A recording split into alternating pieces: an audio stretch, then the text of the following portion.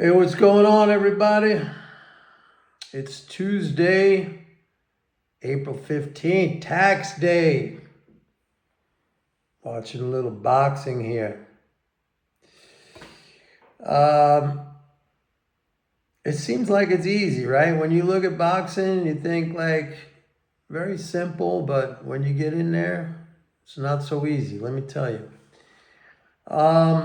Yeah, so April 15th, tax day, so over the last 3 days, there's been 125 billion of drain, 85 or 84 billion yesterday, and then some more on the previous 2 days. So right now for April through April 14th, government is now running a surplus for the month, okay, not for the year, but for the month, 11 billion. We went from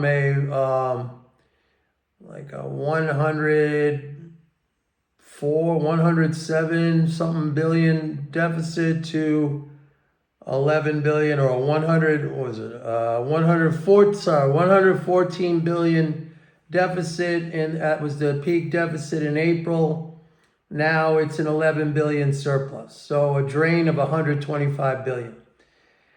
Now, yesterday I said I was anticipating that the tax drain, because, it would result in a reserve drain. And I've been talking about reserves now for a long time, about how the debt ceiling has, mucked everything up. So I was anticipating or hopeful that today we'd have a positive impact in the market. We may still have tomorrow, but chances have diminished. I do think that the reserve drain had a positive effect on bonds today. We saw a little bit of a rebound in the 10-year. We saw the yield come down to about, I guess, 432, something like that. So I think the reserve drain did have an effect, but it had an effect in bonds. And after the close, we got news that NVIDIA had to take a 5.5 billion charge, something having to do with them selling a certain type of chip to China. The whole thing is a mess. The stock right now is down about 6-7%, down around 100. I recently added to my NVIDIA position at 95, but I'm not buying any more right here. I gotta wait. I don't think now that the tax drain is gonna end up being positive for stocks, although I will just say that tomorrow's a Social Security payment. It might help, but I was really anticipating a bounce today. We did have a bounce in the morning, but it was, it gave way to a sell-off. So market's going to stay under pressure. We got this, kind of a momentum rally going on in gold. I've been talking about gold. The other day I mentioned that, let me shut this thing off because it's friggin' annoying.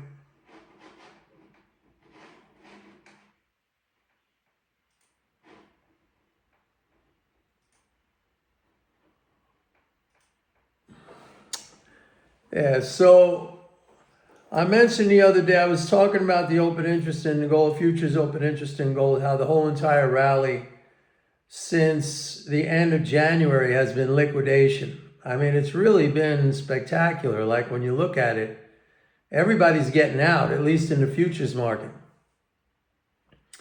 And the whole thing now is a momentum trade. Like somebody asked me, how much higher you think it's going? Like, when it gets into this, when anything gets into this kind of momentum condition, I mean, you've seen it with stocks many times in the past. When it's just about momentum, when somebody buys and somebody else buys at a higher price and somebody else buys at a higher price, I mean, you could look at the fundamentals all day long. You could look at what I was looking at, futures commitments all day long. I mean, it's just, at least in the short term, that has no impact whatsoever. It's a momentum game right now, and any level is possible. I'm on the sidelines. I am not doing anything. I am not buying it. I am not selling it. Personally, I think that momentum games, you know how they end up. We've seen momentum games in stocks many, many times. We saw it in Tesla. We saw recently, I mentioned NVIDIA. We saw it in NVIDIA. You know how it ends up. You just don't know when that momentum bubble pops. All right. And again, I'll just come back to the fact that the whole entire, look, you had very, very savvy players, and I'm talking about commercials. You're talking about producers. You're talking about merchants. You're talking about the banks, who were heavily short around 2,600. And I've said to you guys many times that I never go against the commercials. I spent years on the NYMEX filling orders. I had customers who were in the oil business, and I used to do brokerage business for them on the floor in the oil pits. And I saw how they played the game, and they were very savvy. So I learned from that, and I've been telling you guys over the years, when it comes to a physical commodity, when you're dealing with an actual commercial entity in that commodity, whether it's a producer or a distributor or a merchant or a bank, I never go against them because, they're the savviest players. So it's startling to me that they were all heavily, heavily short. I mean, whatever they were looking at back at 2,600 gold price, 2,650 gold price, whatever it was that was telling them that was an overvaluation, or at least that was a level where they were looking to lock in their profits. And I mean, look at where we are now. So it's very rare to see those entities kind of get the wrong play. But they did this time. So I'm just on the sidelines. I'm just going to wait, let it play out. I mean, I'm not, I don't chase prices in anything. I never do that. I learned my lesson years ago doing stuff like that. I never chase. I have discipline. I sit on the sidelines. I wait. And I'll just wait until I see conditions that I think are more understandable, at least to me, and more where opportunities are present without, running after something.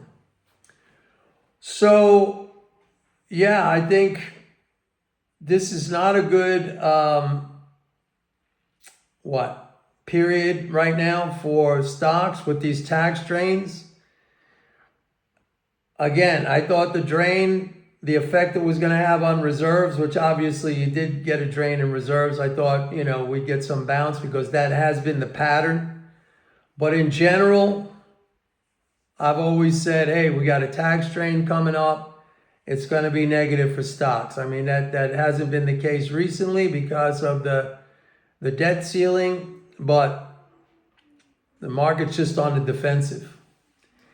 And so I anticipate that we're going to see some more, these rallies, they're just going to fade. You got sellers coming in on every rally.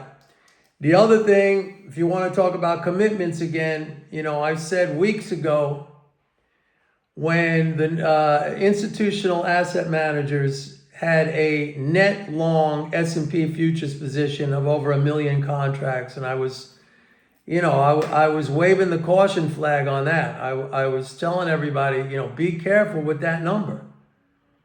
You get up over 1 million net long, I mean, historically, that's been a level that has coincided with market tops. Now we're down to around 800,000. I said, I don't think there's a good chance of a bottom here until it gets down to at least 725,000 net long position for institutional asset managers. And really, if you look back historically, there have been times like during the pandemic, during COVID, when we had that big giant sell-off, there have been times when institutional asset manager net long position in S&P got down to 200,000, even slightly below 200,000. So we're a long way from that.